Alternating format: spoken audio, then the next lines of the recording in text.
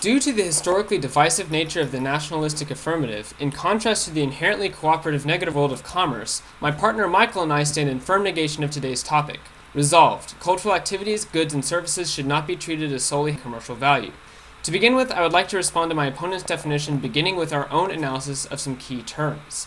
We would like to point out that commerce, the root word of commercial, suggests that transactions are taking place between consenting parties. This is different from terms like economic value or monetary value because it is specific to the financial benefits and costs coming from mutual activities.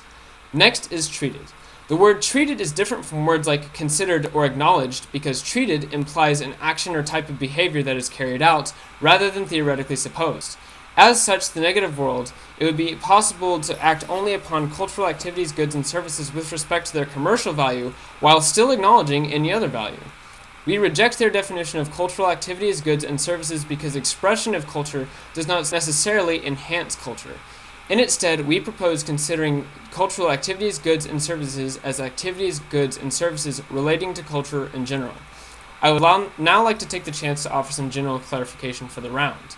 One of the interesting things about this topic is that it fails to specify an actor.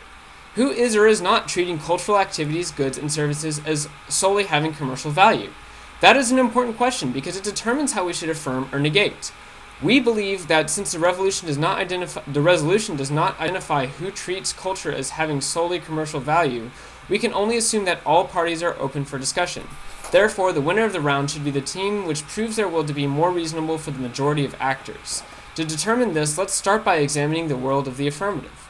The affirmative begins by firmly centering their world around the importance of maintaining a national identity. This is in fact my opponent's primary contention, supported by three advantages to a non-commercial valuation of culture, namely that it increases patriotism, cooperation, and pluralism. As I will show, all of their advantages are problematic and two belong best in the negative world. First is patriotism. The problem with this idea, and indeed with their emphasis on national identity in general, is that an inflated sense of patriotism has caused some of the greatest atrocities in human history. Think to War I, one of the most devastating conflicts ever.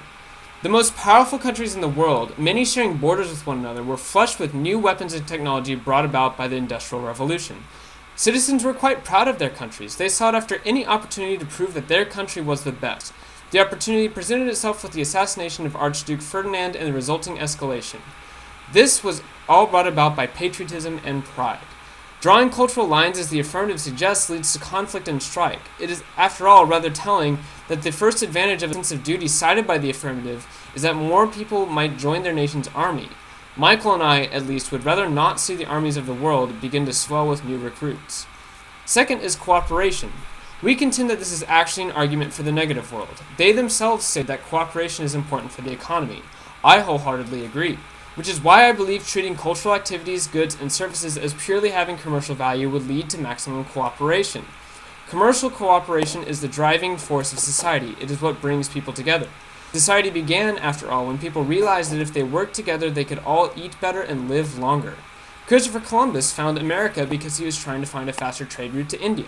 Our global communication infrastructure was developed because its creators saw the potential in advancements such as the telephone, the television, and the internet as potential to make more money. Commerce, not nationalism, brings us together.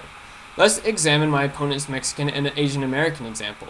What brought these people to America in the first place? Economic activity, perhaps? America became known as the melting pot of the world because people all over the world thought that they provide for themselves better in America. They came because of commerce. Third and finally is pluralism. The affirmative claims that their world increases tolerance and reduces prejudice. This, however, does not follow from anything else the affirmative states.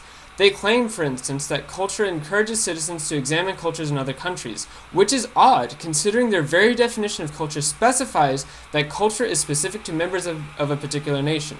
My opponent fails to prove that citizens in their world would have any impetus at all to experience another culture. On the other hand, the negative world is clearly more accepting and tolerant. A commercial valuation is totally colorblind, for instance. All of the biases associated with ethnic and national divisions fade away at the prospect of improved productivity and cooperation.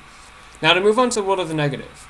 I have already explained many of the favorable qualities of the negative world in response to my opponent, so here I will just directly address the issues they bring up against us. The affirmative has two main arguments against the negative world: the failure of commercial incentives and the damage due to trade. First is the failure of commercial incentives. My opponent here attempts to describe the negative world as one of blind individualism, where we all do what we want without regard for what is actually best for society. This is quite simply incorrect. A commercial valuation does not exclude consideration of the broader societal implications of your actions. It just means that you evaluate them through a cost-benefit analysis.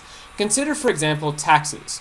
Contrary to what my opponents seem to believe, paying your taxes is a commercial transaction. The government provides services such as the Smithsonian Museums and PBS because we have paid for these services. A citizen might try to avoid paying taxes and get the services for free, just as a citizen might also steal from a store, but this doesn't mean that either citizen has made a good commercial decision. Individuals who are seeking most good for themselves realize that often actions which are best for the group as a whole are best for them as an individual. Second, and finally, is their argument that trade will damage culture.